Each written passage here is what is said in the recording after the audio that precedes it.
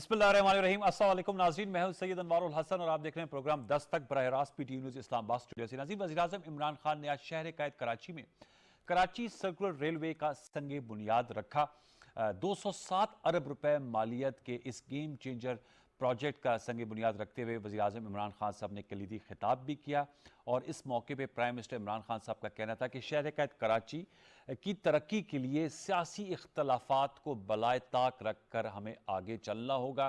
पाकिस्तान तहरीक इंसाफ की federal government और Pakistan Peoples party की सूबाई हुकूमत को कराची शहर के पब्लिक ट्रांसपोर्ट का इशू हो, चाहे पीने के साफ पानी के मसाइल हो, चाहे सीवरेज सिस्टम का इशू हो, इंफ्रास्ट्रक्चर के प्रोजेक्ट्स हों, उनमें इश्तराक के अमल के साथ आगे बढ़ना होगा।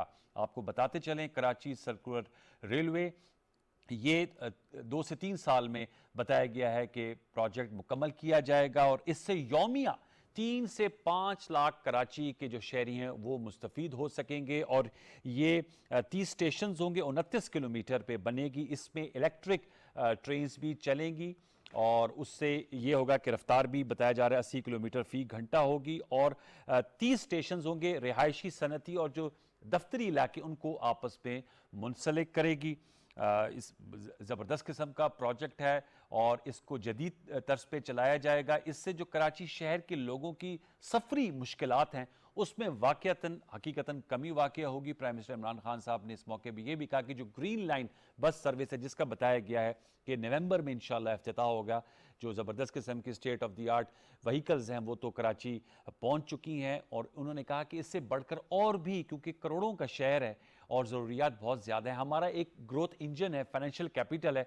उन्होंने कहा इसके लिए वो भी लेकर आएंगे दीगर जो ट्रांसपोर्ट के ज़राए हैं। फिर K4 पीने का साफ पानी, प्राइम मिनिस्टर इमरान खान साहब ने कहा कि 2 साल में यानी 2023 में उसके तहत भी कराची के शहरियों को पीने का साफ पानी मिल जाएगा। नालों की सफाई हो रही है जैसे आपको मैंने बताया और ये कराची का बड़ा जेन्युइन इशू है। बारिश होती है आधे निफ्स घंटे की और घुटनों घुटनों पानी खड़ा हो जाता है शहर कैद कराची में। 3 नाले फेडरल गवर्नमेंट कर रही है, सूबाई हुकूमत भी कर रही है। कराची ट्रांसफॉर्मेशन प्लान है 1200 अरब रुपए का जो मिलकर चलाया जा रहा है। असद उमर साहब जो आज तकरीब में मौजूद थे उन्होंने भी इस हवाले से बात की। मुराद अली शाह साहब जो वज़ीर आला सिंध हैं वो भी मौजूद थे और इस पर भी ज़रूर गुफ्तगू करेंगे कि पीपल्स पार्टी और PTI का मिलकर शहर कैद कराची को आगे बढ़ाने के लिए जो एक बेहतर वर्किंग रिलेशनशिप वो किन खतूत पर होना चाहिए। ये जो प्रोजेक्ट्स हैं जो गेम चेंजर साबित हो सकते हैं, इनकी तकमील में जो अगर कोई बॉटल नेक्स हैं उनको कैसे हटाया जा सकता है बर वक्त, ताकि जो टाइमलाइन दी गई है इस पर वो मुकम्मल हो सके। इस पर हम गुफ्तगू करेंगे।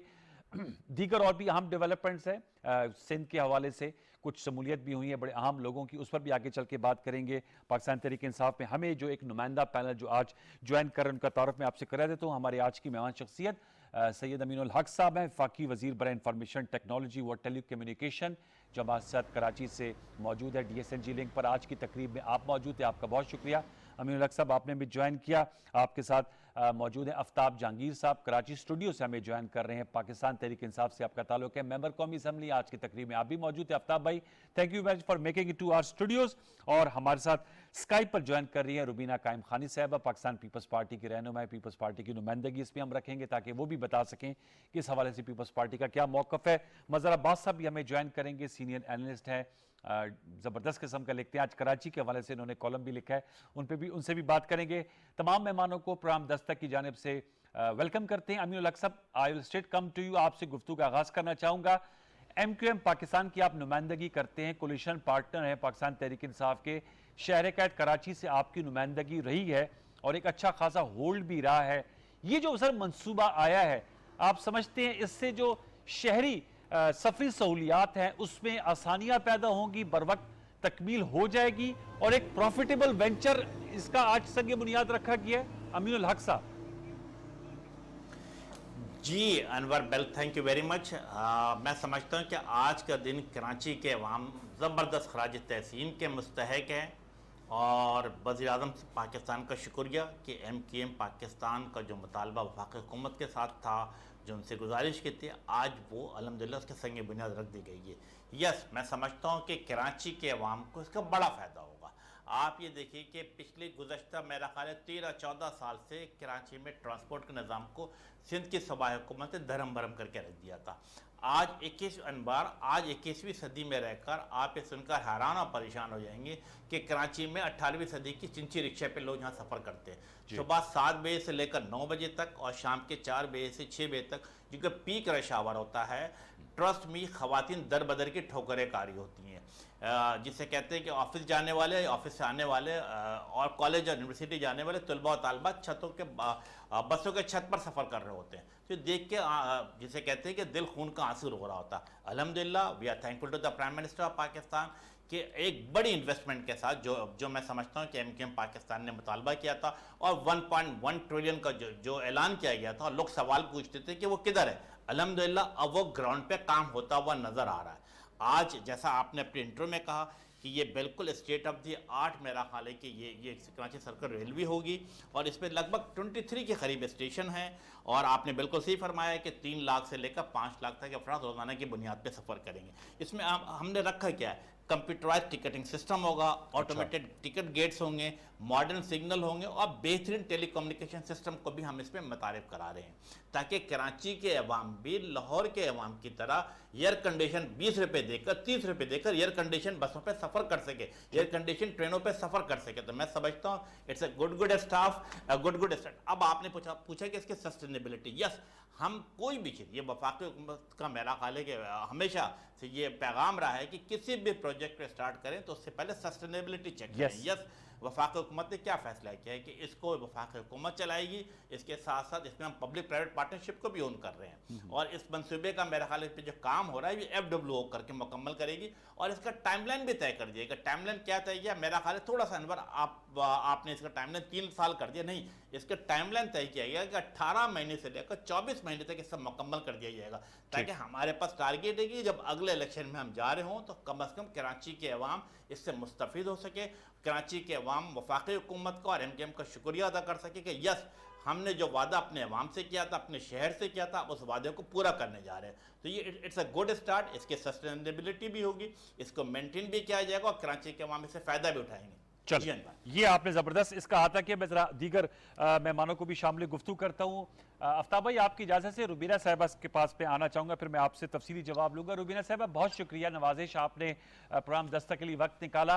अमीन उल हक साहब की आपने गुफ्तगू सुनी, आप खुद भी कराचाइट हैं, सिंध से नुमाइंदगी आप लोगों की रही और पीपल्स पार्टी का बिला शिरकत गैर ये 3rd टर्म चल रही है। आप क्या कहेंगी? आज प्राइम मिनिस्टर इमरान खान साहब की ये बात मुझे तो बहुत पॉजिटिव लगी कि सिंध की, कराची की तरक्की के लिए, चूँकि सूबाई हुकूमत की ओनरशिप पीपल्स पार्टी के पास है, फेडरल गवर्नमेंट की ओनरशिप PTI के पास है, सियासी इख्तलाफात को साइड पे रख के इसकी बेहतरी के लिए मिलकर आगे काम करना होगा। और उन्होंने ये भी कहा बिल्कुल वाज़ेह तौर पे कि फेडरल अलोन कुछ नहीं कर सकता जब तक से सिंध हुकूमत पार्टनरशिप ना हो। एक अच्छी इब्तिदा हुई है। जी बिल्कुल, हम तो ख़ासतौर पर पाकिस्तान पीपल्स पार्टी एज ए जमात हमेशा जो भी इस तरह के गेस्चर्स अगर किसी दूसरी जमात की तरफ से या फेडरल की तरफ से आया है, हमने उसको वेलकम किया है हमेशा। और हम तो हमेशा इस चीज़ पे बिलीव करते हैं कि एक कलेक्टिव एफर्ट के साथ ही जो है इस मुल्क की जो है वो तरक्की मुमकिन है। अदरवाइज तो अगर हमने अपने अपने जो है वो बैरिक्स में कुछ अच्छा करने की कोशिश की तो उसका वो रिजल्ट जो है वो नहीं आ पाएगा। एमकेएम के भाई ने बड़ी जो है वो लंबी तमीद भी बांधी और तकरीर भी की। मैं ये कहूँगी कि एक लंबा अरसा खुद एमकेएम के जो मेंबर्स हैं वो मुख्तलिफ जमातों के साथ रहे, मुशर्रफ दौर में भी, फिर पाकिस्तान पीपल्स पार्टी के साथ भी, फिर नून लीग के साथ भी कोशिश उनकी रही रहने की और अब PTI का भी हिस्सा है। तो और खुद जो है वो अगर आप देखें एक लंबा अरसा जो है वो रूल किया है पाकिस्तान जो है वो एमकेएम के लोगों ने, तो उसमें क्या बेहतरी लेकर आए, इनका रिजल्ट सिर्फ 0 रहा। और जो उनसे हट के अगर कोई भी एफर्ट हुई है, जो भी काम हुआ है, वो पाकिस्तान पीपल्स पार्टी के ही दौर में हुआ है। कराची के जो ब्रिजेस बने हैं, कराची का जो इंफ्रास्ट्रक्चर है, पाकिस्तान पीपल्स पार्टी के ही दौर में ये तरक्की हुई है। वरना एमकेएम ने तो इसको 100 साल जो है वो कराची को पीछे धकेला हुआ था और सिवाय उनके ड्रामेबाजियों के और कुछ भी नजर नहीं आता था। पहले तो उनका ये जवाब है। फिर अब हमारी बिल्कुल हम वेलकम करते हैं प्राइम मिनिस्टर साहब को कि इनका एक अच्छा जो है वो खुशआइंद बात है कि उन्होंने पाकिस्तान पीपल्स पार्टी की हुकूमत को सिंध हुकूमत को जो है वो साथ लेके चलने की बात की है। लेकिन इसमें भी आप देखिए कि जो अभी पिछले दिनों जो है वो प्राइम मिनिस्टर दौरा हुआ था और फिर उन्होंने जिस तरह की बातें की और वो खासतौर पर एक बहुत बड़ा पैकेज जो कराची के लिए ऐलान किया गया, क्या उसका कुछ भी जो है हिस्सा कराची पे खर्च हुआ है? नहीं हुआ। उसका जवाब भी जो है वो जीरो है। और फिर अगर आगे ये जो बात की है, अगर इसके ऊपर इम्प्लीमेंटेशन हो जाता है, अव्वल तो क्योंकि जो 3 साल पहले भी वो जो है ये दूसरा दौरा था प्राइम मिनिस्टर साहब का, शेख रशीद साहब ने भी किया था, ये पहले भी फीता काट के गए थे। लेकिन जो है अब भी 3 साल की मुद्दत की बात, 3 साल जो पिछले गुजर गए हैं, 18 से 24 माह का कह रहे हैं हो जाता तो। और जो है अभी भी अगर 2 साल में मैं समझती हूँ 36 महीने कहे गए हैं। आई थिंक अगर ये एक लंबा पीरियड है, 36 महीने तो खुद हुकूमत के पास है भी नहीं, फेडरल के पास 24 माह कह रहे हैं। मैडम मैं आपकी बात को काट रहा हूं, आपके सामने अमीरुल हक साहब ने कहा 18 से 24 माह का कहा गया है, 36 माह का नहीं कहा गया। अब मतलब जो हमने अगर 18 से 24 माह के दरमियान भी अगर ये चीज हो जाए तो हम बड़ी खुश बात है कि कराची के लोग, सिंध के लोग इससे जो है वो फैजियाब होंगे। हमें तो बिल्कुल हमारी सिंध हुकूमत की जो भी इसमें मदद की जरूरत होगी, हम आगे। मैं आपका स्लॉट क्या, तो आपने कहा कि आप मदद करेंगे, मैं आगे आपसे ये भी पूछूंगा कि आप बताइएगा कि इस हवाले से पीपल्स पार्टी ने आपने कहा खिदमत की है, उस हवाले से भी जरूर नुमाया प्रोजेक्ट्स कराची के हवाले से बताइएगा। मैं आफ्ताब जहांगीर साहब आपसे जानना चाहूंगा, ये जो नुक्ता उठाया रुबीना साहिबा ने, मैं आपके सामने रखूंगा, चूंकि पाकिस्तान तहरीक इंसाफ को 14 नशस्तें मिली थी 2018 के इलेक्शन में, लार्जेस्ट पार्टी के तौर पे आप उभरे थे, आप खुद भी उनमें शामिल हैं, MNA के तौर पे बड़े बड़े अपसेट्स हुए।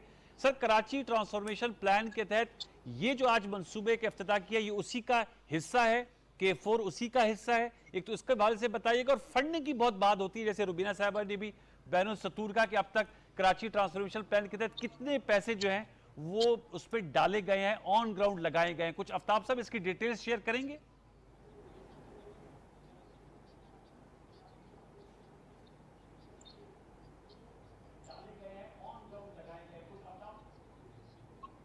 बिस्मिल्लाहिर्रहमानिर्रहीम। बहुत शुक्रिया अनवार कि आपने अपने प्रोग्राम में मौका दिया और आज अमीन भाई से दूसरी दफ़ा मुलाकात हो रही है। पहले सुबह नफ्से नफीस और अब टीवी चैनल के ज़रिए उनको मेरा सलाम, मेरी बहन को भी मेरा सलाम, मदर भाई से दिन में भी मुलाकात हुई, अगर अभी आपके प्रोग्राम को ज्वाइन कर रहे हैं तो उनको भी मेरा सलाम।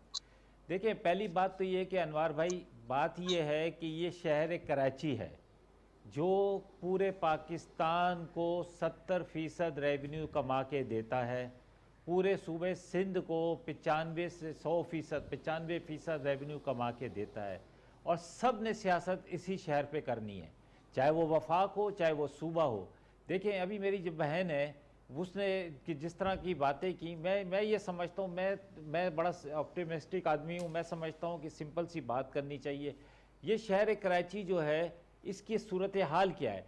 आज शाम को इतना सख्त ट्रैफिक जाम था अनवार भाई कि मुझे आपके प्रोग्राम में आने के लिए मैं आधा घंटा पहले आपके चैनल पे आके स्टूडियो PTV पे आके बैठ गया कि मैं डर रहा था कि अगर मैं टाइम से निकलूंगा, हालांकि मेरी 15 मिनट की ड्राइव है घर से आपके चैनल PTV तक, जी, लेकिन मैंने कहा अगर मैं थोड़ा सा भी लेट हुआ तो मैं हो सकता है ना पहुँच सकूँ, इतना रश था।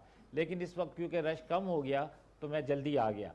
देखिए, बात ये है कि ये बहुत सख्त ज़रूरत है सर्कुलर रेलवे की, बहुत सख्त ज़रूरत है ग्रीन लाइन की, बहुत सख्त ज़रूरत है ऑरेंज लाइन की।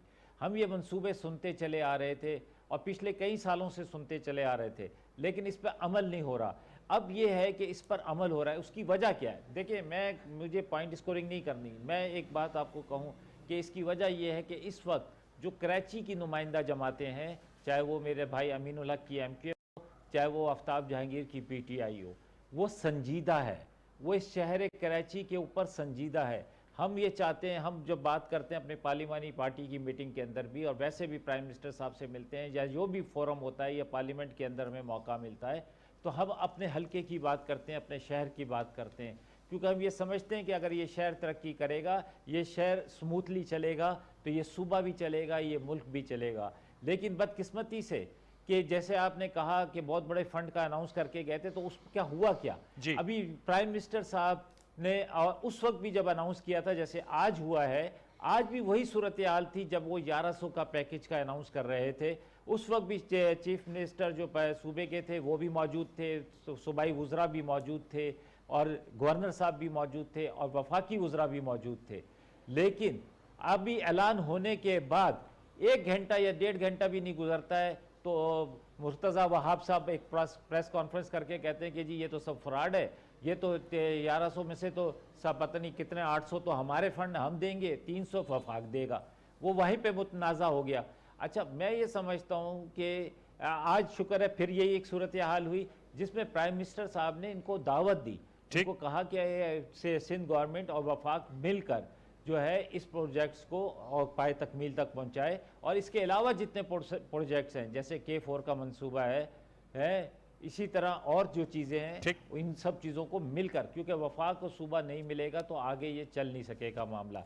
लेकिन मसला क्या है? मसला ये है कि इस शहर को ट्रीट किया जा रहा था 1 करोड़ 60 लाख की आबादी के हिसाब से, जो सेंसस पुराना हुआ था, जबकि ये हकीकतन इसकी आबादी जो है 2.5 से 3 करोड़ के दरमियान है। तो जब तक आप 2.5 से 3 करोड़ के को जहन में रखकर इसकी प्लानिंग नहीं करेंगे तो आप चीज़ों को बेहतरी की तरफ नहीं ले जा सकते। इसलिए कि मैं ये समझता हूँ कि ये अगर 4 से 5 लाख लोग जो हैं ये सर्कुलर रेलवे के ज़रिए सफ़र करेंगे, इसी तरह 1 लाख 1.5 लाख 2 लाख जो है ग्रीन लाइन के साथ करेंगे, ऑरेंज लाइन बन जाए जो कि सूबाई हुकूमत ने बनानी है वो कंप्लीट हो जाए, तो बहुत बड़ा एक मसला जो है कराची शहर का वो हल हो जाएगा। मैं आफ्ताब साहब आपने का नुक्ता मैंने ले लिया, मैं आपका दोबारा लौट के आऊंगा, प्लीज थोड़ा सा वक्फा लीजिएगा। मैं मजहर अब्बास साहब को भी रोपित करना चाहूंगा, आपका भी नुक्ता नजर सुना। बहुत शुक्रिया मजहर अब्बास साहब, thank you very much for joining us. Sir आप मुझे सुन पा रहे हैं?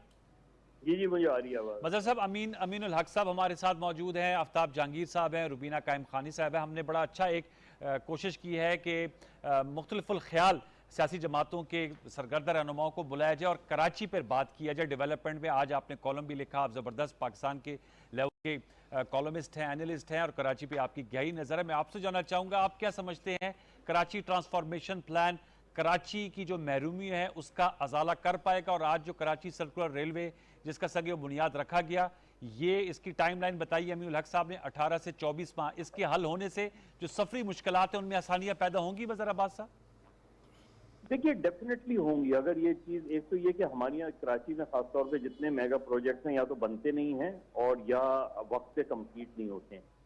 तो अगर ये 24 महीने का कह रहे हैं, मैं चलें 24 महीने के, या इवन अगर आप 3 साल में भी ये कंप्लीट कर लेते हैं, तो जिस तरह की जो डॉक्यूमेंट्री में चीज़ें दिखाई गई हैं, जो समर खान ने मुझे खुद दिखाई थी, जो उन्होंने डिज़ाइन वगैरह किए हैं, टू बी वेरी ऑनेस्ट, जब मैंने डॉक्यूमेंट्री देखी तो मुझे ऐसा लगा जैसे मैं लंदन पहुंच गया हूँ। अच्छा। लेकिन इसमें बहुत बड़ा लेकिन है, क्योंकि ये इस प्रोजेक्ट पे और इसके सर्कुलर रेलवे के रिवाइवल पे हम इतना वक्त हमने ज़ाया किया है। और मुझे खदशा ये है कि ब्यूरोक्रेटिक हर्डल्स इसमें बहुत ज़्यादा ना आए, क्योंकि प्रॉब्लम्स हैं और सीरियस प्रॉब्लम्स हैं। अच्छा। वो प्रॉब्लम्स अगर नहीं आती हैं, और ये जिस तरीके से दिखाया गया है, जिस तरीके से बताया गया है, अगर ये सर्कुलर रेलवे शहर में प्रॉपरली चल जाए कराची में, तो कराची का बहुत बड़ा मसला हल हो सकता है। प्लस देखिए, ये जो मल्टीपल ट्रांसपोर्ट हैं कराची में, मैंने उसमें भी लिखा था कि 80s में जब मैंने स्टोरी की थी ना जी, तो जापानीज जो आए थे उन्होंने कहा था ये आप मल्टीपल ट्रांसपोर्ट कराची से खत्म कर दें, लार्ज साइज बसेस चलाएं कराची में। ये उस वक्त की बात है, 80s की बात है जाहिर है। और उस वक्त उन्होंने सजेस्ट किया था कि तकरीबन अगर कराची में 5,000 से 8,000 बसें चल जाएं तो कराची का ट्रांसपोर्ट का मसला प्लस सर्कुलर रेलवे हल हो सकता है। अब जाहिर है उस वक्त की आबादी और आज की आबादी में और कराची की आबादी कभी सही मानों में असेस की नहीं गई, सही मानों में बताई नहीं गई। उसके पॉलिटिकल रीजंस हैं। आज भी कराची की आबादी मेरे नुक्ते नजर से किसी भी तरीके से 3-3.5 करोड़ से कम नहीं है, और इसमें सालाना इजाफा होता है। जी। असल चीज ये कि आप जब कोई प्रोजेक्ट लॉन्च करते हैं, और हमारे यहाँ सबसे बड़ा फ्लॉ ये है कि हम जो प्रोजेक्ट लॉन्च करते हैं वो आज के लिए प्रोजेक्ट लॉन्च करते हैं। प्रोजेक्ट जब लॉन्च होते हैं, खासतौर पे सिविक प्रॉब्लम जब लॉन्च होती है, या चाहे आप K4 लेने, जितने प्रोजेक्ट हैं, आपको आज से 50 साल बाद कराची की आबादी कितनी होगी उसको सामने रख के बनाते हैं आप अंडरपासेस देख लें, कोई भी अंडरपास प्रॉपर्ली नहीं बना अच्छा हुआ। मजहर भाई ये कोई बताइएगा, भी- आपने ब्यूरोक्रेटिक हर्डल्स की बात की, पॉलिटिकल पॉइंट स्कोरिंग से बच पाएंगे? अभी आफ्ताब साहब कह रहे थे, गिला कर रहे थे कि ये तमाम बातें हुई, एक अच्छे जेस्चर भी आए, प्राइम मिनिस्टर साहब कह रहे थे हम इख्तलाफात को साइड पे रख के आगे बढ़ते हैं, और उन्होंने कहा कि देखिए कोई इसमें इसलिए नहीं आनी चाहिए, और इसलिए मुझे ताज्जुब हुआ कि जब मैंने देखा कि सोशल मीडिया पे कुछ इस तरह की पीपल्स पार्टी के लोगों की तरफ से, क्योंकि आज असद उमर की तकरीर में भी पॉजिटिव जेस्चर था, इमरान खान साहब की तकरीर में भी पॉजिटिव जेस्चर था, और सबसे बड़ी बात ये कि ये जितने प्रोजेक्ट्स हैं जी ये कराची ट्रांसफॉर्मेशन प्लान के तहत बन रहे हैं। ओके, और कराची ट्रांसफॉर्मेशन प्लान में चीफ मिनिस्टर भी हैं, सईद गनी भी हैं, नासिर शाह भी शामिल हैं उसके अंदर। तो जहां अगर आपको एतराज होता है, और जाहिर होना चाहिए एतराज, कोई ऐसी बात नहीं है, चीजों पे इख्तलाफ होता है, तो आपने कमेटी एपिक्स बनाई हुई है ना इसी वजह से। एग्जैक्टली। तो हम बाकी पॉलिटिकल पॉइंट स्कोरिंग होती है, वो थोड़ी बहुत रहती है, जाहिर है पीटीआई भी चाहती है कि कराची में उनकी सीटें रिटेन हो अगले इलेक्शन में, पीपल्स पार्टी भी चाहती है उसकी सीटें रीगेन हो, और एमक्यूएम भी चाहेगी कि उसकी जो सिचुएशन है उसमें इम्प्रूवमेंट आए। तो 3 स्टेक होल्डर्स हैं कराची के, अच्छा मतलब मुख्तलिफ ख्याल की रखने वाली सियासी जमातें, कराची पे अगर हम ख्याल हो जाएं तो कराची का मसला हल हो जाएगा। बहुत अच्छा, बहुत शुक्रिया मजहर अब्बास साहब, थैंक यू वेरी मच, आपने सही कहा। अमीनुल हक साहब के मुख्तलिफुल ख्याल सियासी जमातें अगर हम ख्याल हो जाए कराची की बेहतरी के लिए तो सारा मसला ही हल हो जाएगा। ब्यूरोक्रेटिक हर्डल्स की भी बात की, आप समझते हैं कि ब्यूरोक्रेटिक हर्डल्स को भी साइड पर करना होगा? और फंडिंग की भी बात की रुबीना साहिबा ने। मैं आपसे जानना चाहूंगा सर, फंडिंग, चूंकि आप फेडरल कैबिनेट के मेंबर हैं और as a federal cabinet member एक कलेक्टिव रिस्पॉन्सिबिलिटी होती है, आप बताएंगे फेडरल अपना हिस्सा पूरा डाल रहा है और पैसे भी ट्रांसफर हो रहे हैं और सिंध हुकूमत भी रेसिप्रोकेट कर रही है as far as Karachi transformation plan is concern? आदि बिल्कुल आप सही फरमा रहे हैं कि for the betterment of the Karachi and for the development of the Karachi, मेरा ख्याल 1 पॉइंट एजेंडे पे तमाम सियासी पार्टियों को मुत्तहिद बिल्कुल होना चाहिए। और फिर अमलन तौर पर अगर हम देखते हैं कराची ट्रांसफॉर्मेशन प्लान था, तो इसमें 3 मुख्तलिफ सियासी पार्टियों ने, वफाक के भी थी, सूबाई की भी थी, और एमके पाकिस्तान भी मौजूद थी, और हमने ही मिलकर फैसला किया है कि 1.1 ट्रिलियन को किस तरह खर्च किया जाएगा। अल्हम्दुलिल्लाह मैं समझता हूँ कि जो जिम्मेदारी वफाकी हुकूमत की थी या जो सूबाई हुकूमत की थी, सो फार सो गुड के तौर पे कह सकते हैं कि सब लोग खर्च कर रही है। अब सबसे इम्पोर्टेंट बात जो मेरी बहन ने कहा, 2-3 बातें कर ली इसने कहा कि 0 मल्टीप्लाई बाय 0। मैं एमकेएम के हवाले से मेरा ख्याल ऐसा नहीं है। मेरा ख्याल है कि मैं माजी की बात नहीं कर लेता, मेरा ख्याल है पिछले 2004, 5, 6, 7, 8 को देख लेता हूँ, तो कराची में जो ट्रांसफॉर्मेशन हुई है, जो फ्लाईओवर बनाए गए हैं, जो अंडरपासेस बनाए गए, जो रोडों की तरक्की हुई है, उस वक्त भी बसें के शहर में दौड़ती नज़र आती थी। मेरा ख्याल है कि ये काफ़ी लोगों को बताने के लिए। इसके साथ साथ अगर 1988 में जब एमकेएम पाकिस्तान का पहला, मैं डॉक्टर फारूक सत्तार था, तो पाकिस्तान का पहला फ्लाईओवर कहाँ बना? कराची में बना, नाज़िमाबाद में बना। पूरे साउथ एशिया के अंदर कराची मेट्रोपॉलिटन, अगर कोई, मैंने कराची मेट्रोपॉलिटन बता दिया है कि कोई भी मेट्रोपॉलिटन अगर कोई मेडिकल कॉलेज चलाती है तो वो कौन चलाता है? केएमसी चलाती है। किसने बुनियाद डाली? डॉक्टर फारूक सत्तार ने बुनियाद डाली, और आज भी कराची के बेहतरीन मेडिकल कॉलेज में इसका शुमार होता है। यस, अब जो बात हो रही थी कि पैसे कहाँ से आ रहे हैं, मैं समझता हूँ कि बड़ी अच्छी बात है कि आज 260 अरब रुपये जो है, मेरा ख्याल है कि KCR के ऊपर खर्च हो रहा है। ग्रीन लाइन का मनसूबा सबने देखा कि एमकेएम और पीटीआई के दोनों ने मिलकर इसे, जिससे कहते हैं कि 40 बसें जो है केपीटी पे मौजूद हैं, अपने जगह पे पहुंचा दी गई। अल्लाह ने चाहा तो इंशाल्लाह ताला अक्टूबर में आप देखेंगे कराची में भी ग्रीन बसें चलना शुरू हो जाएंगी। इसी तरह K4 का मनसूबा देखें अनवार, आपको पता है कि ट्रांसपोर्ट की जिम्मेदारी हो या पानी की जिम्मेदारी हो किसकी होती है? सूबाई हुकूमत की होती है। लेकिन सूबाई हुकूमत की नाअहली, नाकामी, तासुब और कराची दुश्मनी की बुनियाद पे कराची के अवाम को पानी के बूंद बूंद को तरसाया। वफाक हुकूमत ने क्या फैसला किया? बड़ा ज़बरदस्त फैसला किया। उन्होंने कहा कि अगर सिंध हुकूमत कंट्रीब्यूट नहीं कर सकती है तो K4 का मनसूबा वापडा के हैंड ओवर किया, और क्या कहा कि अगर इस पे 10 अरब रुपए खर्च हो या 100 अरब रुपए खर्च हो, वफाक हुकूमत ने कहा हम इसे करेंगे। और अल्हम्दुलिल्लाह हमने टारगेट सेट कर दिया है कि अक्टूबर 2023 में K4 का मंसूबा भी इंशाल्लाह ताला मुकम्मल हो जाएगा।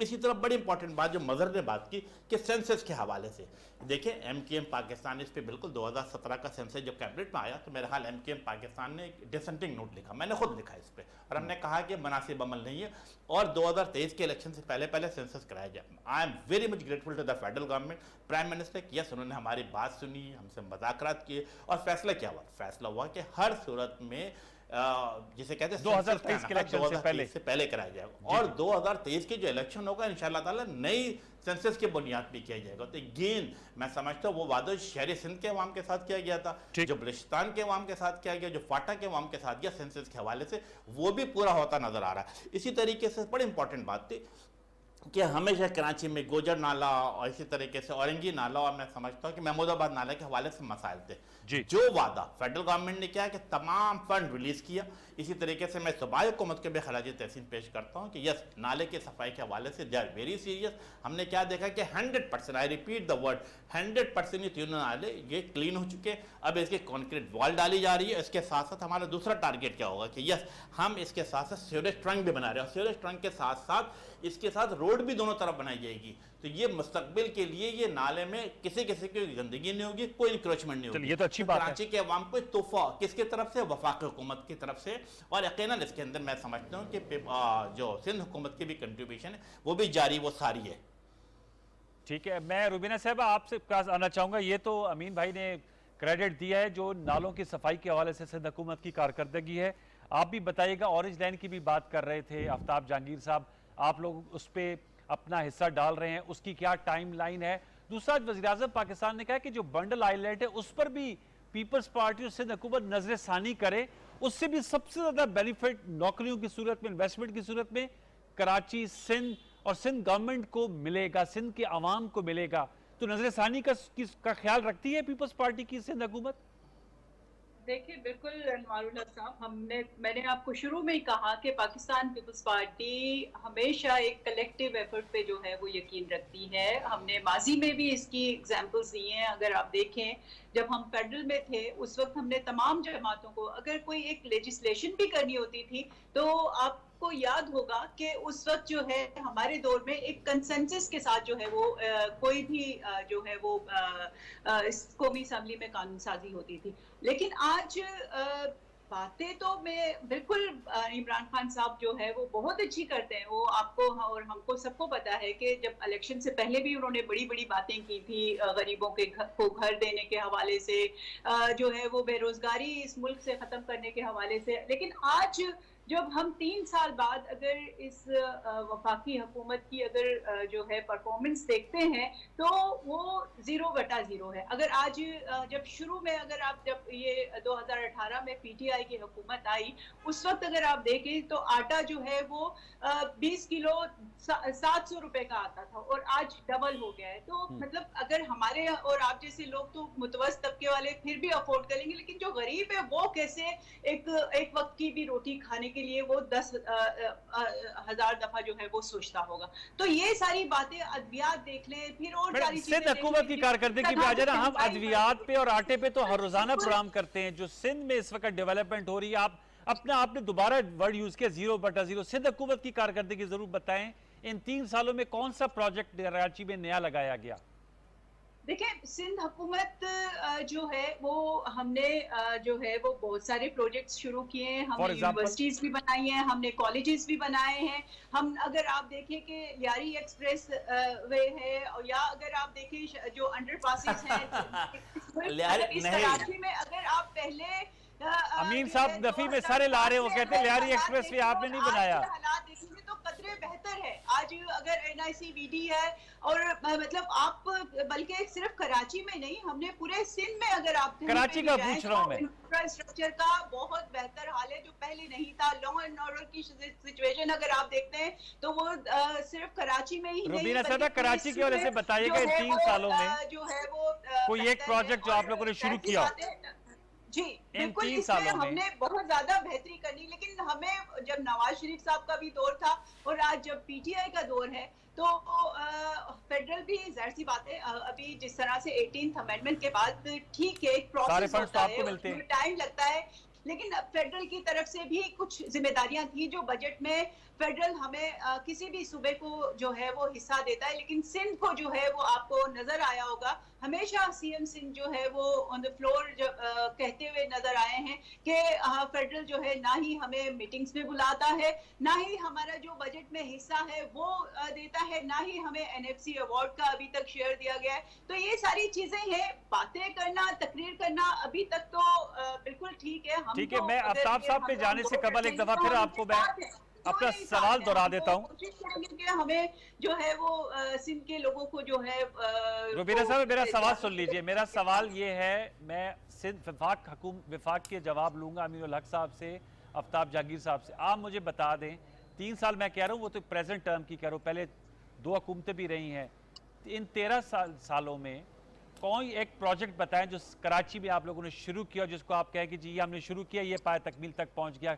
Can you name any such project? Please go ahead. फिर मैं आफ्ताब साहब के पास जाना है। जो अगर आप इंफ्रास्ट्रक्चर के हवाले से बात करते हैं तो हमने लियारी एक्सप्रेस बनाया, हमने एनएससीवीडी जो खासतौर पर आप दिल के अगर ऑपरेशन के हवाले से बात करते हैं, हार्ट डिजीजेस के हवाले से, तो वो पूरा अगर मेरे पास कई सारी कॉल आती हैं, इस्लामाबाद से लोग आ रहे हैं, ठीक है, पूरे मतलब मुल्क से जो है वो प्रीफर करते हैं कि वो कराची के जो है हॉस्पिटल में आके इलाज कराएं अपने हार्ट का। तो ये सारी चीजें हैं जो हमने बिल्कुल मेडिकल जो है अगर हेल्थ के हवाले से अगर आप देखें या इंफ्रास्ट्रक्चर के हवाले से भी देखें, आप बातें करना और तनकीद करना बहुत आसान है, लेकिन जिस तरह से जो भी मुमकिन हो सका वो आप कर रहे हैं। ठीक है, आफ्ताब साहब के पास जाने दें।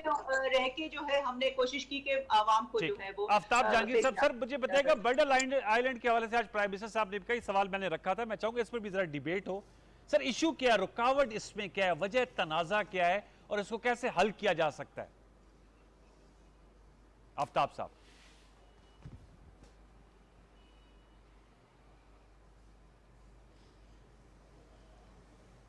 अच्छा अनवार भाई, पहली बात तो यह कि मेरी बहन को जीरो का लफ्ज बहुत पसंद है, समझे ना। जीरो का जो वर्ड्स है ना, 0/0, वो हर बात पे 0/0 की बात करती हैं।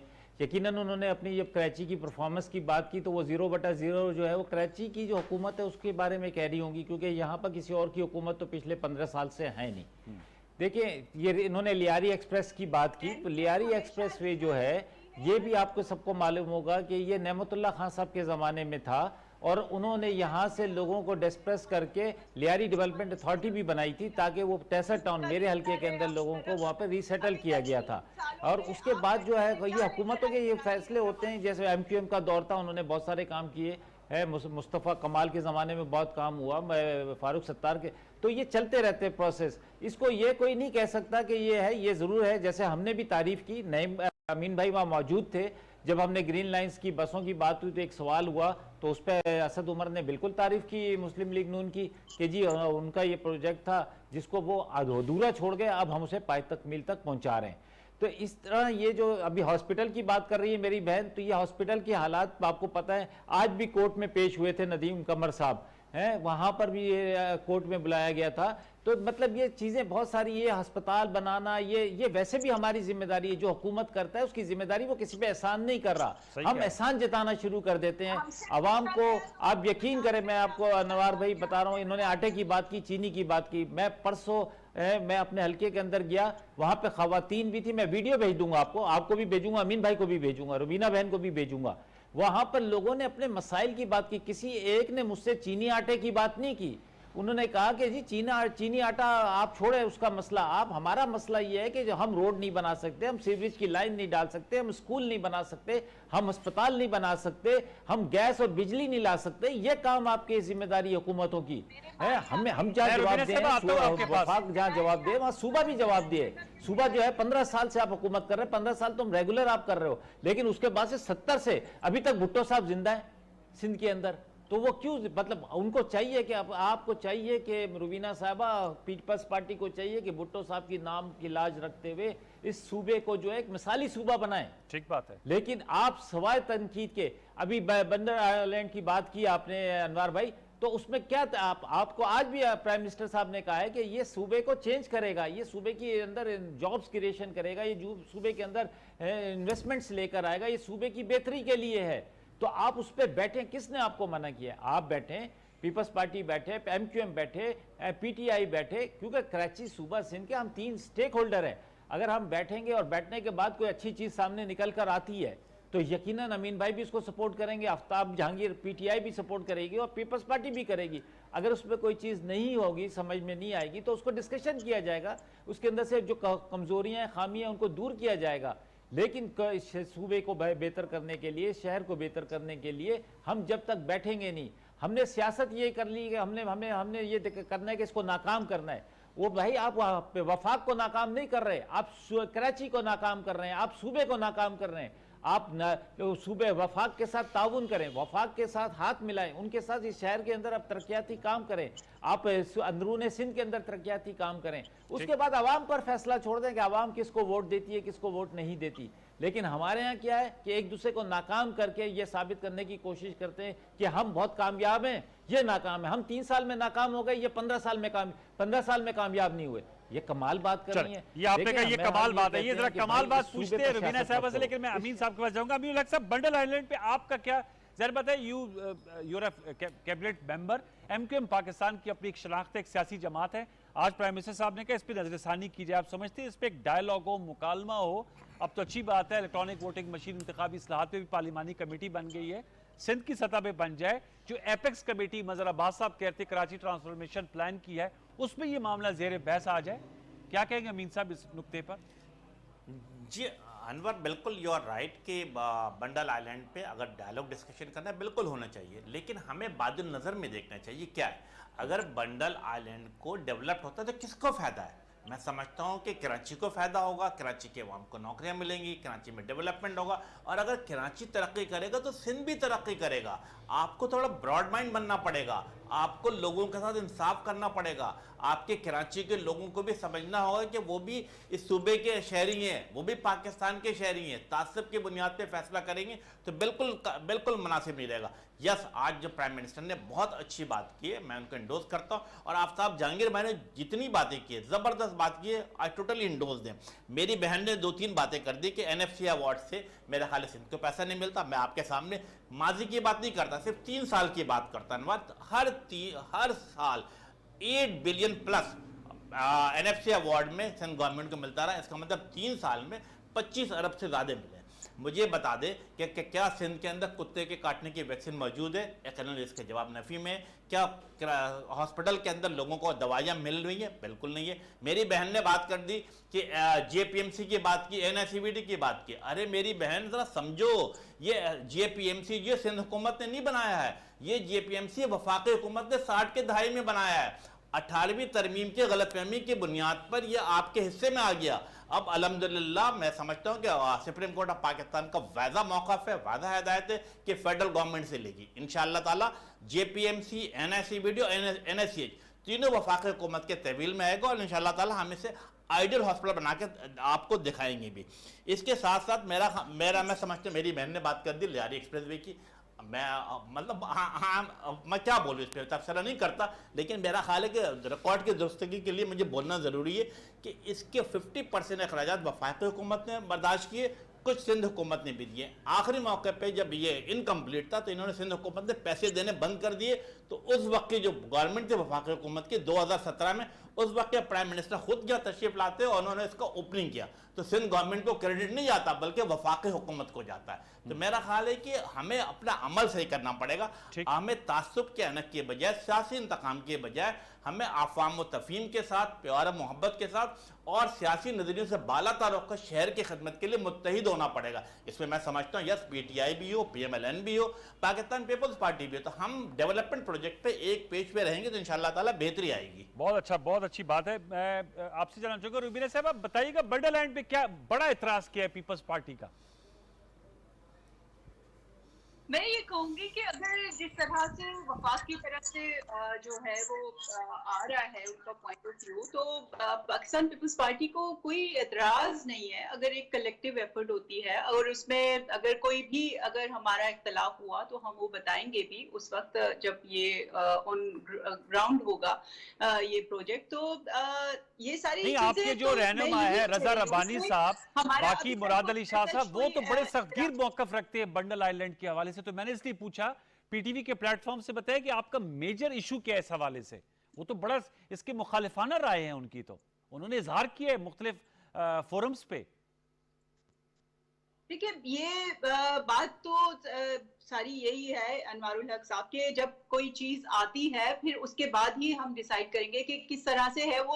हो सकता है कि जो हमारी लीडरशिप है, मेरी इल्म में ये सारी चीजें नहीं है। और मैं इसके ऊपर आपको क्लियर पॉइंट नहीं दे सकती अपना। लेकिन जिस तरह से मेरे भाई ने कहा कि जेपीएमसी और एनआईसीवीडी की बात की कि वो फेडरल की तरफ के पास आ जाएगा बहुत जल्द, लेकिन क्या कोशिश नहीं की गई फेडरल की तरफ से? एक टाइम था कि वो जेपीएमसी और जो है वो एनआईसीवीडी को वफाक के अंदर लेके गए थे, लेकिन फिर क्या हुआ कि वहां पर जो है वो पेशेंट्स दवाइयों के और इलाज के लिए जो है वो तरसते हैं।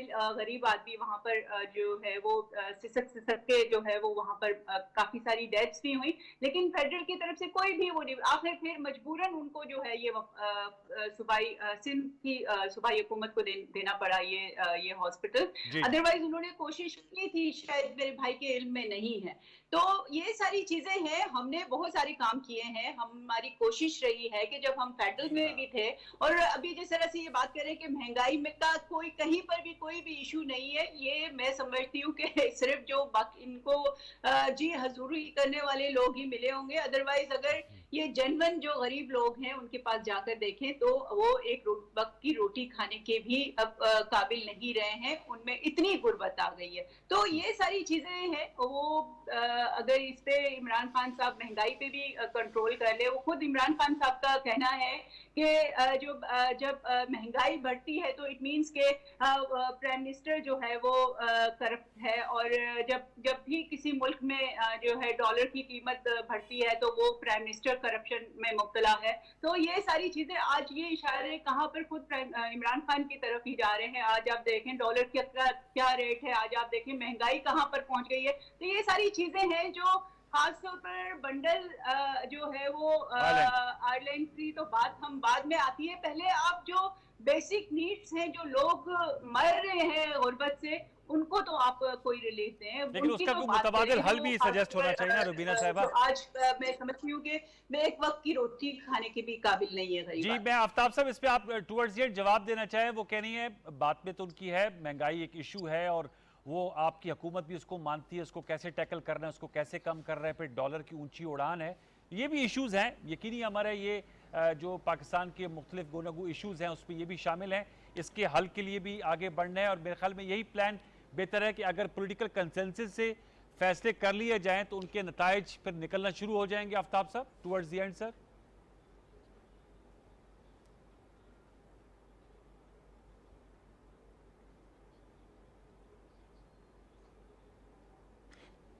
अच्छा देखिए अनवार भाई, मैं तो लॉजिक की बात करता हूं।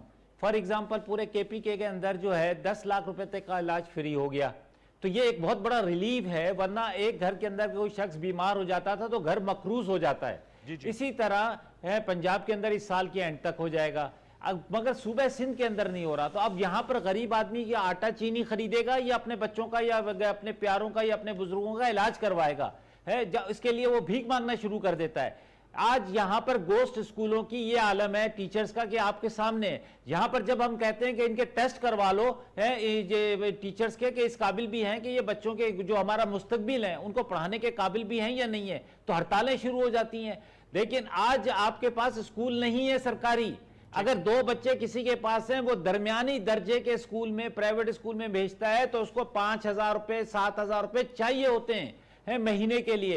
अगर उसको सरकारी स्कूल अच्छा मिल जाएगा तो ये 5-7 हजार रुपए बचेंगे, तो वो उसके लिए चीनी आटा जो है वो महंगा नहीं होगा मेरी बहन। अगर उसको पानी नहीं खरीदना पड़ेगा तो वो उसके लिए आटा चीनी महंगा नहीं होगा, उसको लाइनों में पानी मिलेगा। तो अगर उसके लिए रोड अच्छे होंगे, उसके लिए लॉ एंड ऑर्डर की सिचुएशन अच्छी होगी, उसके लिए बिजली गैस पानी, ये सारी जो ये आम आदमी नहीं कर सकता। ये आम क्या, मैं और आप और अमीनुल हक कोई भी नहीं कर सकता ये, क्योंकि ये सरकार की जिम्मेदारी है।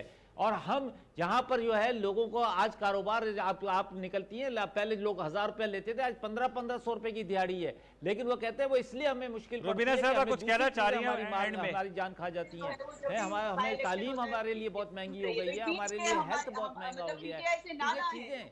इसलिए मैं ये समझता हूँ कि जो रियासत अगर अपनी जिम्मेदारी पूरी कर लेगा तो फिर महंगाई भी जो है एक वो है, उसको वो टूल है, इसमें कोई शक नहीं।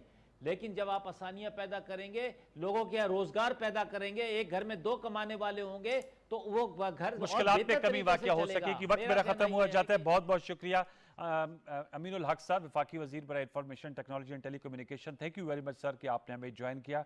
आफ्ताब जहांगीर साहब आपका बहुत शुक्रिया, आप स्पेशली आए PTV कराची सेंटर। रुबीना साहब आपका बहुत शुक्रिया कि आपने हमें स्काइप पे ज्वाइन किया। मज़हर अब्बास साहब ने हमसे गुफ्तगू की। व्यूअर्स, नुकता यही है, सियासी इख्तलाफ अपनी जगह, लेकिन मुख्तलिफ ख्याल जमाते अगर हम ख्याल हो जाएँ कराची की डेवलपमेंट के हवाले से, मैं जुमला ले रहा हूँ मज़हर अब्बास साहब ने जो हमारे प्रोग्राम में कहा था, तो बहुत से मसाइल का मदावा हो सकता है। और कराची में ज़हर बद है, कराची अगर काम करेगा, हर मुल्क का एक बड़ा शहर होता है, आप UK में लंदन है, अमेरिका में न्यूयॉर्क है और बहुत से शहर हैं। इसी तरह पाकिस्तान में शहर एकायत कराची है। कराची की सिम दुरुस्त होगी तो उसका पूरा इम्पैक्ट आएगा पाकिस्तान में। देखना ये है कि इंशाल्लाह कराची ट्रांसफॉर्मेशन प्लान पाया तकमील तक पहुंचे और उसके समराज से कराची का आम शहरी मुस्तफ़ीद हो बिलखसूस और पाकिस्तानी बिलअमूम। इस दुआ और इस पे हम गुफ्तगू भी करते रहेंगे मुख्तलिफ मेहमानों के साथ और वक्तन फ़वक्तन आपको आगाह करते रहेंगे। प्रोग्राम 10 तक से मुझे इजाज़त दीजिए। अपना फीडबैक फेसबुक और ट्विटर पर ज़रूर दीजिएगा। इंशाल्लाह ज़िंदगी रहे, सेहत रही। आपसे मुलाकात होगी कल रात 10:05 पर। तब तक के लिए सैयद अनवारुल हसन और पूरी बशर टीम को इजाज़त दीजिए। अपना बहुत सा ख्याल रखिए। अल्लाह ने के बान।